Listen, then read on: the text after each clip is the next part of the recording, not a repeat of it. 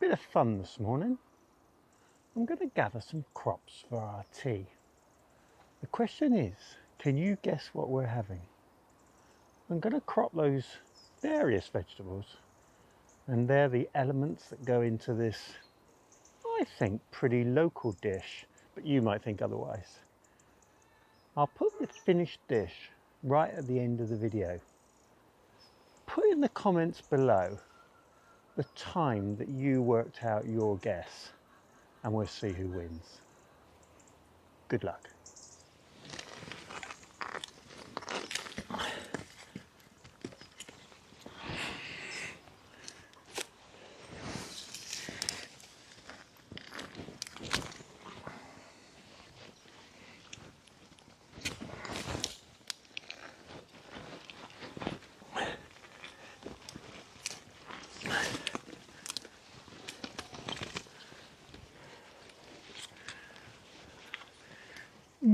Leeks. Could be a Welsh dish. Then it might not be.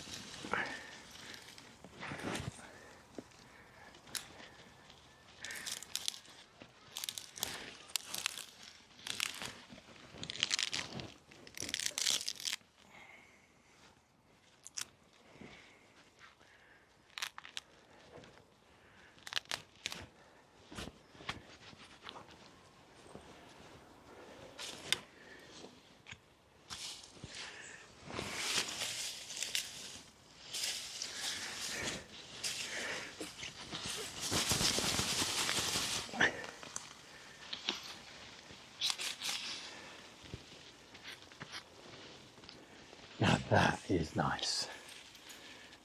Beautiful. Do I need two? Nope, I think one will do.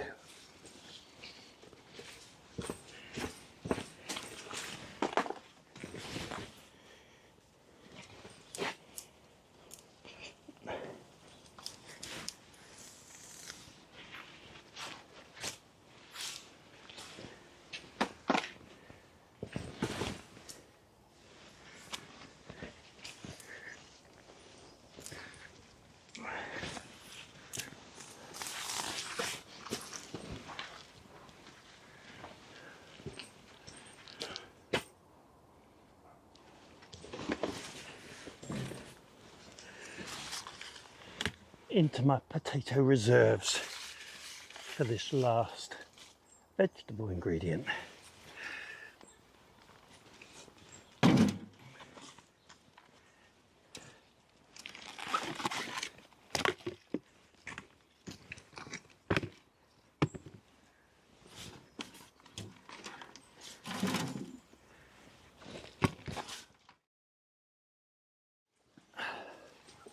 So those of you that watch my channel regularly will know exactly where this spent potato compost is going, into my compost regeneration machine, and it's handy that it's so close. So I will add a bit of feed to this later on, although there does seem to be a bit of potato feed still in this compost. Now that was my last 2 buckets of potatoes. Not quite true. There's 2 special that are kept for Christmas. So I'll be taking those last 2 buckets out on Christmas morning, and they always get onto the table not long after they've been dug, which is always a treat. So they're the constituent parts, with one major exception, which I'm not going to tell you. It's a secret ingredient, but I will show you right at the end. So good luck with your guesses. I bet some of you have already guessed. We'll see.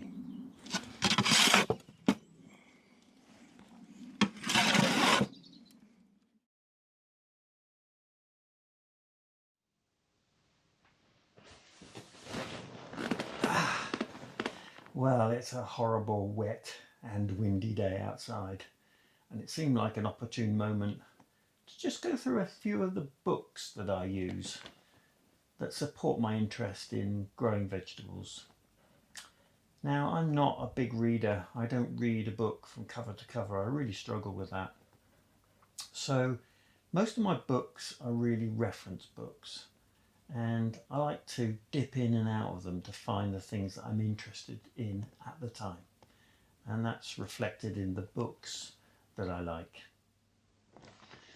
Now, most of my books have been picked up in second-hand stores or bought on some of those notorious websites where you can bid for things.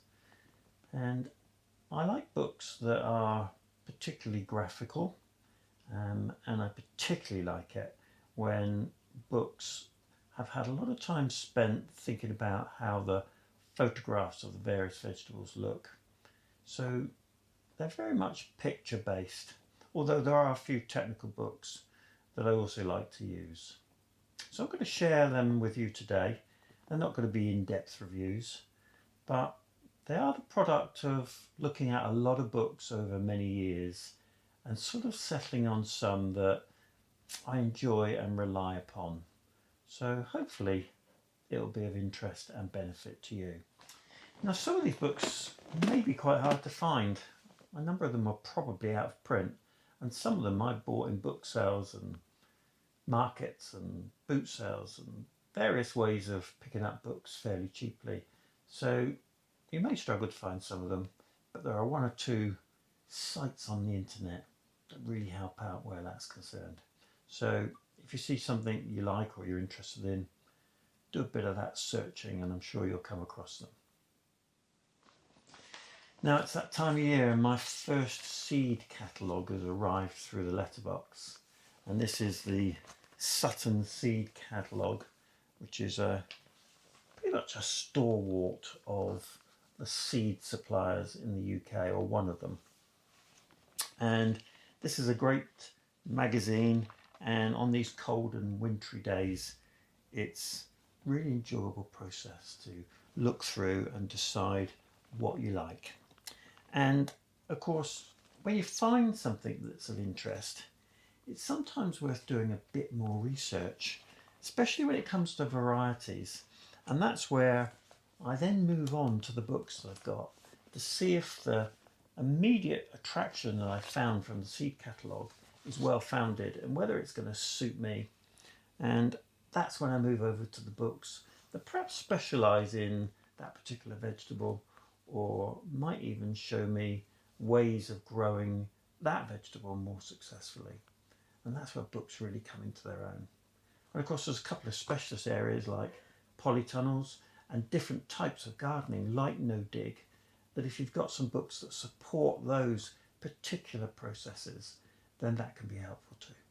So let's get stuck in, shall we? So one subject that requires a little bit of knowledge is making good use of your polytunnel. And I use two books for this. This one here, which is How to Grow Food in Your Polytunnel All Year Round. And this is by Mark Gatter and Andy McKee. And so is this one. This is the Polytunnel Handbook. Now, there's a lot of similarities in these, but slightly different. And they really help you to understand how to maximise the growth of vegetables in your polytunnel.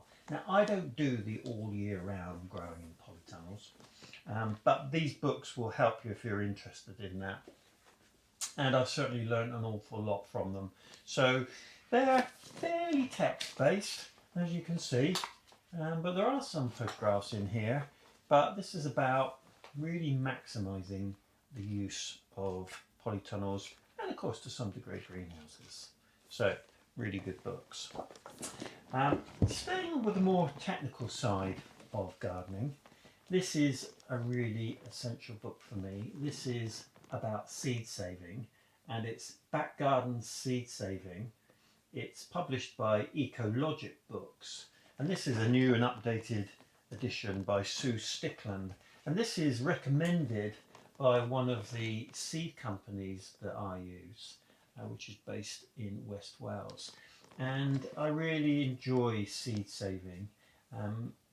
Not only does it save you money, but it's giving you the opportunity to extend the existence of some of the rarer seeds. And seeds do disappear, and if you've got a particularly good variety and you can keep it going, then that's really important. And there's certain bits of knowledge about seed saving that are really important. Some seeds you can save and some seeds you can't. And then there's some that you can save as long as they can't be cross-pollinated by other varieties. And so knowing which one of those the plant that you're growing falls into is really key, and this book helps you with that, and that's really essential. So an awful lot of knowledge comes from this sort of specialist book, which I've really enjoyed. And then there's propagation. Now I enjoyed propagation, not least because you extend the amount of plants that you have and they're free. But knowing how to do it, or at least how to succeed in doing it, is really helpful. And I've got no less than three books that help me do that. But they've all got one thing in common, and that is they're the RHS supported text or information. And the RHS, of course, is the Royal Horticultural Society. So why three? Well, they're variations on the theme. This book, which is the Plant Propagation book by Philip Macmillan Browse, that's a really technical book. It's got lots of line drawings in it, but lots of really clear and concise information about how to go about the various procedures of propagating. This is a very similar book, but is much more user-friendly and has got coloured illustrations, and again it comes from a fairly basic approach sort of perspective and is very, very useful indeed. So that is the Royal Horticultural Society Propagation Techniques books, and that's available from Octopus Books and was £12.99 when I bought it. And then this larger one is a bit more specific, and it covers an awful lot of flowers. And this one gets down to the individual varieties. Here you can see there's iris and lobelia and various individual plants and how best to go about propagating them and all the various methods. So all those books together give you a very comprehensive knowledge of propagation, and they've helped me a great deal. So we'll go on to a few specialist books then, or at least specialists in regard to the fact that they apply to a particular vegetable or fruit. So in this case, it's the rather exciting chili pepper. Now peppers, wow, there's a vast variety of different types and heats and flavours. So when you're looking in the seed catalogue, you get a good indication of what that's going to be about. But this book, the chili book, helps you just hone down to individual varieties and learn just a little bit more to work out whether it's the sort of chili that you want to grow. So that's a really good reference book by 10 Speed Press, and this is possibly out of print. It's quite an old book. Let me see, 1991. You'll probably find it, but that's a fantastic reference book for particular individual chilies. But if you want to know much more broadly about chilies, growing them, the different varieties and their history, this is the book. This has got so much information in it, and it's the complete chili pepper book. And just to give you some sort of idea, it covers everything from seeds to different types of fruits, the history of where the original chilies grew, and then right up to recipes so that you can establish the best things to do with your chilies. But this is a fantastic book and is a real winter read, especially thinking about the heat that chilies can produce. So that's a real gardener's guide to chili growing, And those two books together, they really do it for me in terms of chilies and peppers. The next book is really important to me, and that's because I'm a no-dig gardener. And if you've ever been interested in no-dig gardening, there's one man who's really nailed it, and that of course is Charles Dowding. And Charles Dowding has a fantastic YouTube site, but he's also got a number of books. And this one, which is Charles Dowding's Vegetable Diary, is absolutely essential. It is a month-by-month guide as to what you could be or should be doing when you're no-dig gardening. And literally it takes you through every individual month and gives you an overview of the things that you could be doing. And it also has areas to write your own notes, although I struggle with that. I find it really difficult to write in a book. It feels like it's going to spoil the book, but that's probably just me. So if you want to write in it, that's what it was designed for, I think, but I don't. So if you really want a great read about no-dig gardening, he's got a number of books, but this is the one that I found really attractive, and it's proven to be really useful. So you can get that on www.charlesdowding.co.uk. Might make a fantastic Christmas present. Now that brings me on to probably one of my favourite authors and two of my favourite books. And the author is Amy Goldman. And what's different about Amy's books is that yes, she's interested in conveying to you all the detail about growing her particular specialist vegetables, but she does it in a way that is beautiful, beautifully illustrated with fantastic photographs. This is her book, The Tomato, in fact the Heirloom Tomato. And it's a large format, hardcover book. And I'll just give you an idea of the beauty of the images in here. And this covers literally hundreds of different tomatoes. And if you're finding a tomato that you like in a seed catalogue and you want to know more about it, then wow, this is the place to look. Now these books can be quite hard to find, but with a bit of a search you will locate them. And they might be quite expensive because I believe they're out of print, but they are by far and away the best dedicated vegetable books that I've read. Absolutely amazing. And she covers everything from growing them, the seed varieties, colours, different type of leaves, and of course how to prepare and eat particular varieties of tomato. And it's a real favourite of mine. So if you're looking for what I think is one of the best tomato books that I've ever seen, I'd recommend this one. Now, Amy Goldman did another book, and that is probably my favourite vegetable book of all time.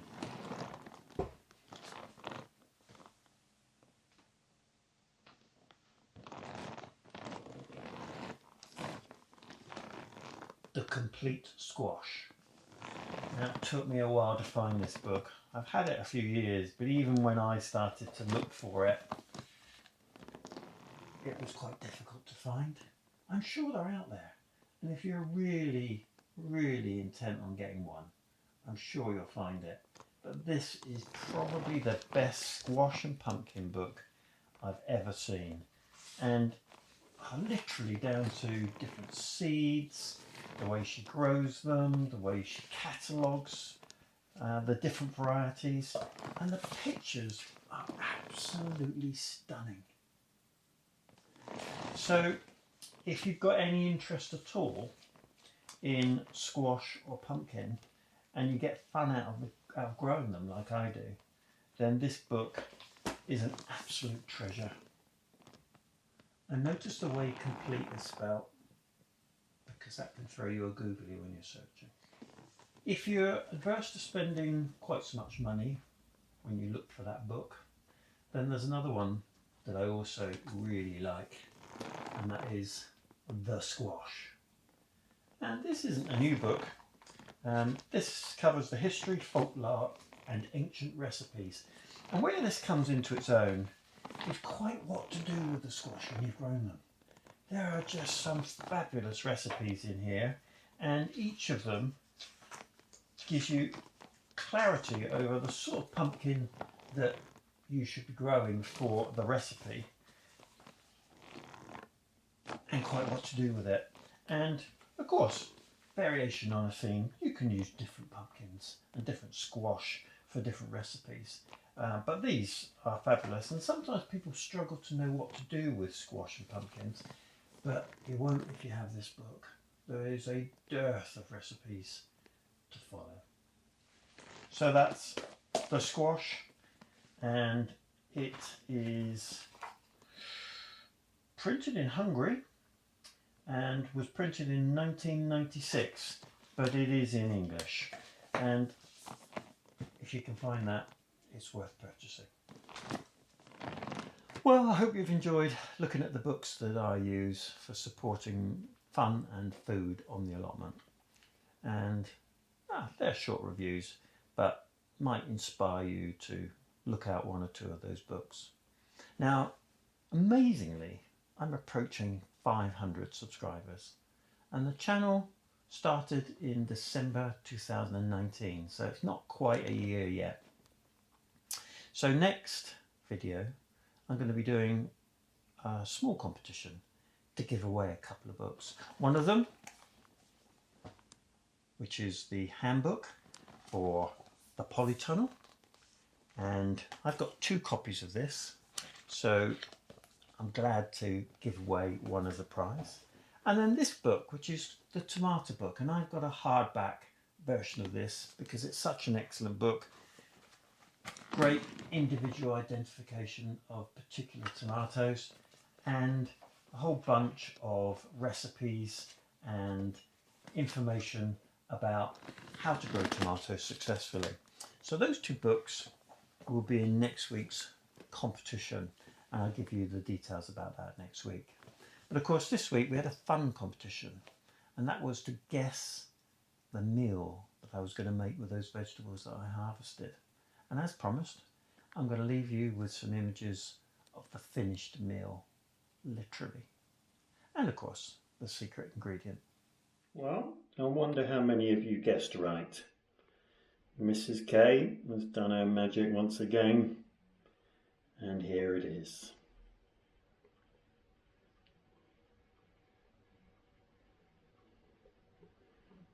And the magic ingredient, yep, corned beef. And this is corned beef stew. Delicious.